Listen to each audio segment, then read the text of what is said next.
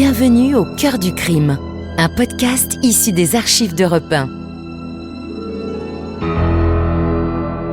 Savez-vous que plus d'un tiers des crimes et délits commis en France sont traités par la gendarmerie nationale? Je m'appelle Yann Kermadec. Je suis commandant de gendarmerie. Je dirige une section de recherche dont la mission essentielle est une mission de police judiciaire.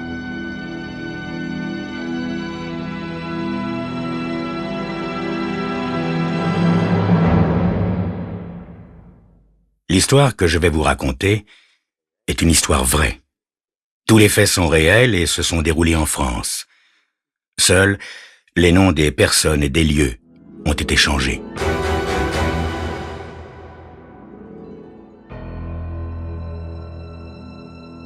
Il y a toutes sortes d'armes ici-bas. Mais celle qui a servi à tuer Philippe Asher est la plus macabre que j'ai jamais vue. Et je parle en connaissance de cause, ça fait 20 ans que je suis dans la branche. Quelle est cette arme? Je vais vous le lire. Il s'agit d'une tête de mort. Craven et moi, nous restons là, debout, terrassés et immobiles à regarder ce qu'il reste de ce débris humain, brisé en 1000 morceaux et couvert de sang, gisant à côté du cadavre. Une tête de mort qui regoute à la vie en se collant du sang sur le bout du nez. C'est sûr, le premier ou, à la rigueur, le second coup a dû le faire éclater comme une coquille d'œuf, mais il devait en rester un morceau assez gros pour défoncer le crâne d'Asher. Vu l'état de la blessure, le coup avait été porté avec une grande force. Je lève les yeux et je jette un regard sur la grande pièce où nous nous trouvons. C'est un grand studio aux couleurs sombres et au décor masculin. 2 des murs sont couverts d'étagères garnies de livres reliés cuir, tandis que, devant le 3e, sont disposés des objets en tout genre, à mon avis, des produits d'une civilisation primitive, mexicaine ou d'Amérique centrale. Il y a des poteries, des statuettes, des bois sculptés, des armes. Dans la pièce, il y a 2 bureaux face à face, le premier imposant et prétentieux, l'autre petit et fonctionnel. Je me dis que l'ensemble devrait donner une impression de confort, mais à mon avis, c'est raté. Cet endroit est froid et impersonnel, malgré les livres et les objets d'art. Je regarde à nouveau la tête de mort brisée et sanglante. Craven me dit: si on m'avait raconté ça, je l'aurais pas cru. Je lui lance un regard tout aussi incrédule. Craven se met à siffloter, puis il frotte le sommet de son crâne chauve. Bon, on a vu, ça suffit. Vous ne trouvez pas? Ouais. C'est largement suffisant, lui dis-je. Nous passons la double porte et nous arrivons dans le hall. À l'autre bout, il y a un living room décoré aussi de meubles froids et d'objets d'art primitifs. Un des policiers se tient stoïquement debout près d'un grand sofa. L'autre est dehors. Il attend l'arrivée du coroner et des types du laboratoire. Assis, rigide, au beau milieu du divan se trouve Douglas Falconer. Ses mains sont posées à plat sur ses genoux. Ses yeux myopes clignent rapidement derrière les verres épais de ses lunettes cerclées de métal. Je me dis qu'il doit avoir une 40aine d'années. C'est un type au visage maigre et sans menton, au teint pâle. Ses rares cheveux filasses s'énervent sur sa tête. Il porte un vieux jean délavé et une chemise de la même couleur. Falconer est un type fade, à l'air timide et inoffensif. Pourtant, il y a environ 30 minutes, en téléphonant au commissariat, il a avoué spontanément qu'il venait de tuer Philippe Asher. Sur la chemise de Falconer, il y a de grandes taches de sang séché. Tout ce qu'on sait sur Falconer et Asher, c'est que ce dernier était le propriétaire de la maison, une luxueuse villa de style espagnol qu'il avait fait construire dans le quartier résidentiel de la ville. Jusqu'à aujourd'hui, Falconer était son secrétaire privé. On sait aussi qu'aucun témoin n'a assisté au meurtre et qu'il a été commis dans un moment de fureur aveugle, selon les dires du coupable. Reste le motif. Nous n'en avons aucune idée, et ce n'est pas le crâne brisé près du cadavre qui va nous le dire. Craven et moi allons nous asseoir à côté de Falconer. Ses paupières clignotent toujours, mais ses yeux restent dans le vague, comme si rien ni personne n'existait autour de lui. Il est sous le choc. Mais quand je prononce son nom, il lève brusquement la tête et me fixe. Son regard, comme son visage, reste sans expression. Je lui demande doucement, « Falconer, désirez-vous nous parler ?» Bien évidemment, il connaît ses droits, on lui a fait le speech habituel, mais il a refusé la présence d'un avocat pendant son interrogatoire. Vous le savez, monsieur l'inspecteur, j'ai tué Asher.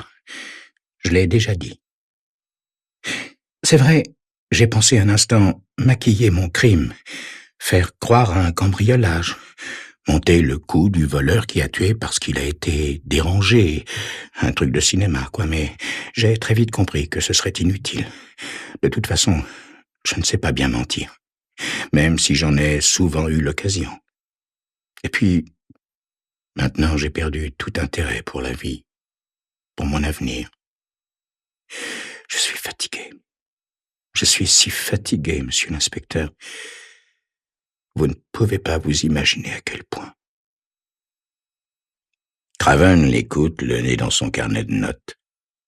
Et sans lever les yeux, il lui demande « Mais pourquoi l'avez-vous tué, monsieur Falconer ?» Falconer se met à secouer la tête lentement, comme s'il ne pouvait comprendre lui-même ce qui l'a poussé à accomplir ce geste. Je me dis qu'il va bien finir par nous le dire, alors ce n'est pas la peine de le brusquer. Après quelques secondes de silence, je lui demande « Mais pourquoi avec une tête de mort? Où avez-vous trouvé cet objet ?» Il ferme les yeux puis les rouvre très vite. Asher avait cet objet. Il était posé sur une étagère derrière son bureau. Il était assis à cette place quand j'ai fait ça. « Hein ?» dit Craven. « Il gardait un crâne humain? Et à la vue de tous? Mais à quoi diable lui servait-il » Il disait que ça l'amusait de voir les réactions de ses visiteurs quand ils voyaient le crâne. Monsieur Asher avait un humour macabre, n'est-ce pas?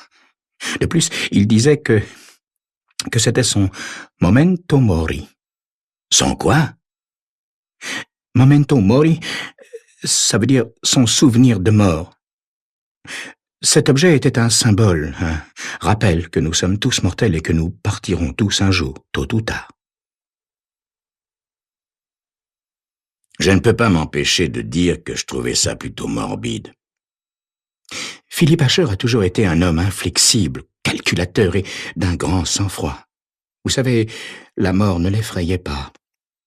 On peut dire que, dans un sens, c'était le but de sa vie, puisqu'il s'était consacré aux morts anciens. Craven et moi, on se lance un regard dubitatif que je peux traduire par « Dans quel guêpier on s'est fourré ?» Pouvez-vous nous expliquer ça un peu plus clairement, monsieur Falconer? Il était anthropologiste. Philippe Asher est mondialement connu et reconnu. Il a publié de nombreux ouvrages sur les Mayas et les Aztèques. Des succès. Il faisait aussi de nombreuses conférences qui étaient très appréciées. Toutes les universités, et en particulier les départements anthropologiques spécialisés dans l'étude de l'histoire précolombienne, lui demandaient son avis. C'était un homme riche et renommé. Vous étiez son secrétaire permanent, n'est-ce pas? Oui, je l'aidais dans ses recherches. Je l'accompagnais dans toutes ses expéditions, au Yucatan, dans tout le Mexique et en Amérique centrale. Je rédigeais ses notes, je tapais ses articles, ses manuscrits et sa correspondance. Depuis quand travaillez-vous avec lui? 8 ans, à 1 mois près. Soudain, des larmes apparaissent derrière ses lunettes cerclées de métal. Et vous vivez ici? J'ai ma chambre dans l'aile sud de la maison. Y a-t-il d'autres personnes vivant sous ce toit? Non, plus maintenant. Avant, il y avait sa femme. Elle est partie il y a 4 ans, et il ne s'est pas remarié. Aviez-vous prémédité la mort de Philip Asher? Demande Craven. Je ne pensais pas le tuer aujourd'hui, si c'est ce que vous voulez savoir. Vous vous êtes disputé alors? Non, il n'y a rien eu de spécial, aucune discussion. Le regard de Falconer repart vers une destination inconnue. Alors, comment expliquez-vous cette rage meurtrière? Qu'est-ce qui s'est passé de si grave ce matin pour que vous deveniez un assassin? De nouveau, Falconer secoue la tête. Il se fige quelques instants et puis, brutalement, il s'écroule comme une loque. Ses yeux fixent un objet, une chose qui ne se trouve pas dans la pièce. Il met un certain temps avant de murmurer « Une révélation. Une révélation. » Quelle est cette révélation que s'apprête à faire Falconer? Vous le saurez dans quelques instants.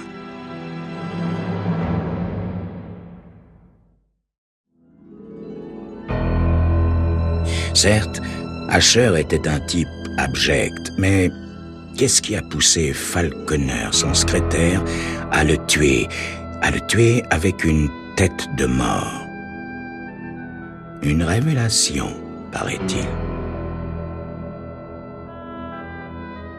Nouvel échange de regards entre Craven et moi, et puis je dis « Allez-y, continuez, Falconer. »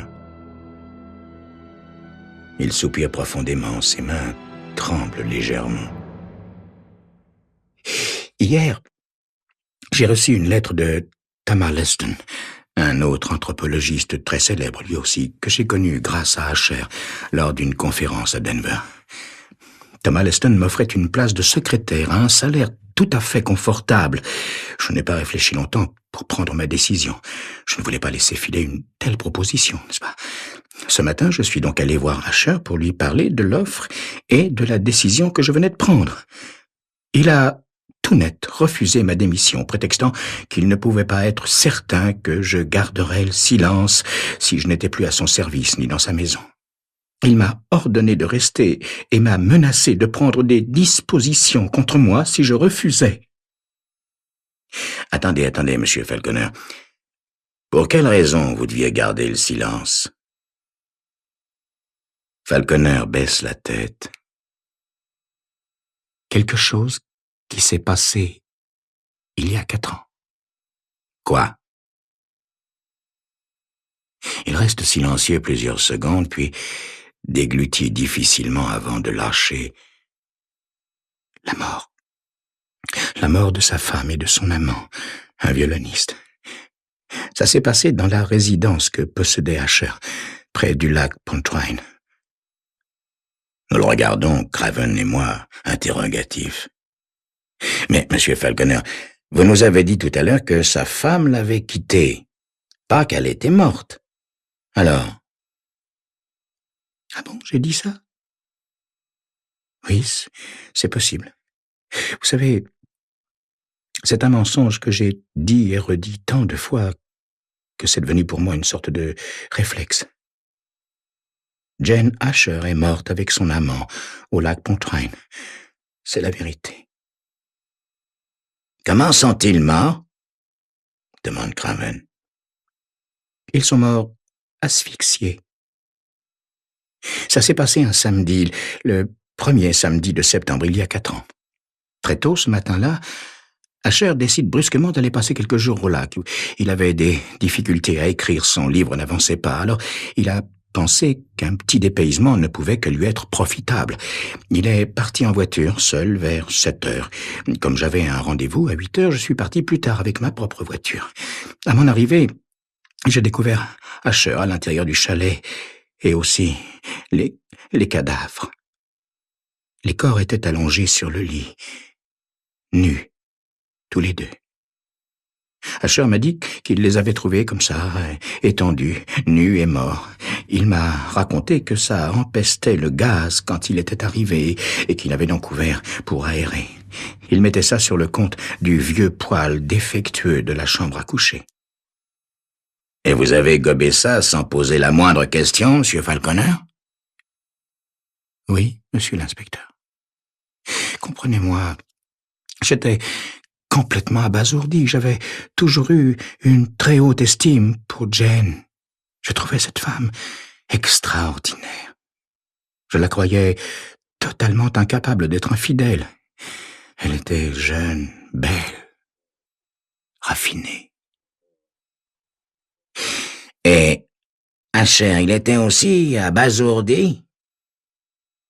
Demande Craven. Il en avait l'air, oui, mais il avait gardé tout son calme.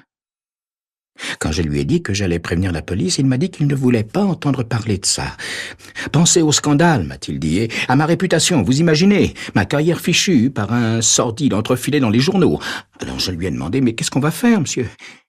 Il m'a froidement répondu que nous allions nous-mêmes nous en occuper, qu'on allait enterrer les corps près du lac et qu'ensuite on justifierait la disparition de Jane par une rupture du couple et on dirait que Jane était retournée chez sa mère à Boston, sa ville natale.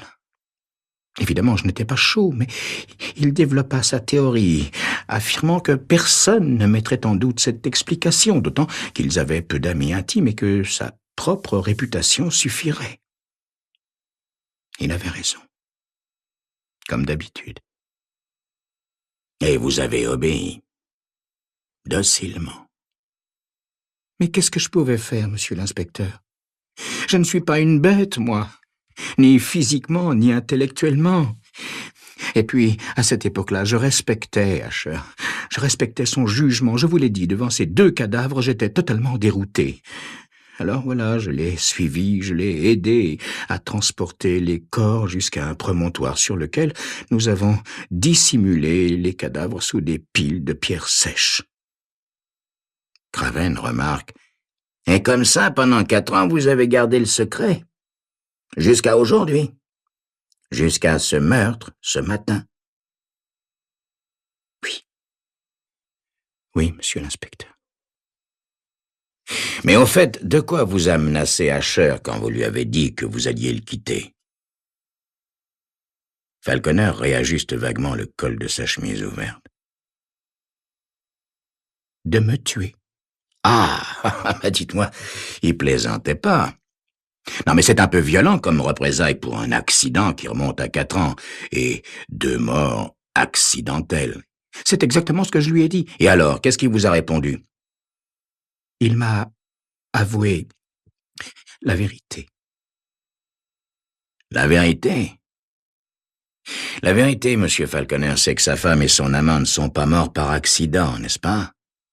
Et qu'évidemment, c'est Asher qui les a tués. C'est ça? C'est ça. En arrivant au chalet, il les a trouvés tous les 2, couchés, nus, dans son lit. Ils étaient bien vivants, si vous voyez ce que je veux dire. Alors ça l'a rendu fou furieux. Son amour-propre était outragé. La faute était impardonnable pour cet homme qui dirigeait et commandait tout et tout le monde. Bien sûr, cette offense était de taille. Il fallait y remédier par un châtiment exemplaire et rapide. C'était sa manière de faire, voyez-vous. Alors, il a commencé par les assommer. C'est vrai que sur le coup, si j'avais regardé les cadavres plus attentivement, j'aurais sûrement découvert la vérité. Mais au moment du drame, j'étais dans un tel état. Ensuite, il les a étouffés avec les oreillers. J'ai dû arriver à peu près à ce moment-là. Il n'avait pas encore pu se débarrasser d'eux, c'est pourquoi il a inventé l'histoire de la fuite de gaz. C'est vrai, sur le moment, je n'ai pas réagi, mais quand je suis arrivé, ça ne sentait absolument pas le gaz dans le chalet. Alors que, vous le savez, ce genre d'odeur est plutôt tenace, même si on ouvre les fenêtres. Falconer nous demande un verre d'eau. Il est en sueur. Il l'avale d'un trait avant de poursuivre. Je suis sûr que si je ne l'avais pas cru à ce moment-là, Asher n'aurait pas hésité une seconde. Il m'aurait tué aussi, sur le champ. J'étais donc bien obligé de l'aider. Falconer s'écroule une nouvelle fois. Son corps maigre est replié sur lui-même dans une position presque fétale. Il ne bouge plus, ne dit plus rien pendant de longues secondes. Je me dis que ce type est effectivement usé, fatigué, pire, à bout de nerfs et peut-être au bout de sa vie. Je lance un regard à Craven. D'un commun accord, nous le laissons tranquille quelques instants. Le temps d'aller saluer nos confrères qui s'agitent autour du cadavre. Le temps d'avaler un petit scotch. Sec pour moi, soda pour Craven. Puis nous revenons vers le canapé du salon. Falconer n'a pas bougé. Il semble figé, la tête enfouie dans les épaules. Je le secoue doucement. Il a les yeux rougis derrière ses lunettes. Pouvons-nous continuer, monsieur Falconer? Il baisse les paupières pour acquiescer. Bien, cette confession est donc la révélation dont vous parliez, n'est-ce pas? Pour résumer, vous découvrez que vous avez travaillé pendant 8 ans pour un meurtrier, que vous êtes complice d'un crime horrible et qu'en plus, cet homme vous menace à votre tour. Alors, vous perdez tout contrôle en découvrant la vérité. Vous saisissez la tête de mort et vous le matraquez avec cet objet. C'est ça? Non, ce n'est pas tout à fait la vérité, monsieur l'inspecteur. Bien sûr, j'étais malade de dégoût en pensant à ma participation dans cette monstrueuse affaire. Et tout à coup, je me suis mis à le haïr. Je ne voulais qu'une chose, le faire souffrir. Mais voilà, monsieur l'inspecteur, je ne suis pas un homme violent, enfin, je veux dire, physiquement, parce que dans ma tête, finalement, je pense que je suis un lâche. Et si Asher ne m'avait pas fait la seconde révélation, je ne crois pas que je l'aurais frappé. Craven et moi, nous nous regardons pour le moins étonnés. Une autre révélation? Bon, alors c'est à cause de cette seconde révélation que vous avez tué Asher? C'est bien ça? Oui. Environ 1 an après le meurtre, je ne sais pas comment il en est arrivé à m'avouer ça, mais il l'a fait. Et en plus, il en était fier. Enfin, disons que ça l'amusait. Ce type était un fou. Et les fous sont incompréhensibles, n'est-ce pas, monsieur l'inspecteur? Falconer se met à trembler de tous ses membres. Le memento mori, c'est-à-dire le crâne, ne venait pas du Mexique comme je l'avais toujours cru. Non. Il venait du lac Pontchartrain, du promontoire du lac Pontchartrain. Vous imaginez, monsieur l'inspecteur, quand j'ai appris ça, je suis entré dans une de ces fureurs, une rage aveugle, plus forte que tout. Et je me suis servi de l'arme de la vengeance pour le détruire, le casser, le faire disparaître à tout jamais. Pouvez-vous croire ça?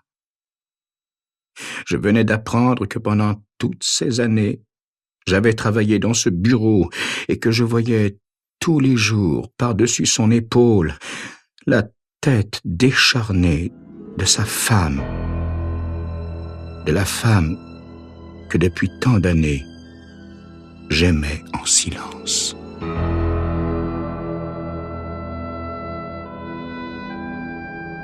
Vous venez d'écouter Au cœur du crime, un podcast issu des archives d'Europe 1. Réalisation, Julien Tarot. Production, Romy Azoulay. Patrimoine sonore, Sylvaine Denis, Laetitia Casanova et Antoine Reclus. Promotion, Marie Corpet. Au cœur du crime est disponible sur le site et l'appli Europe 1.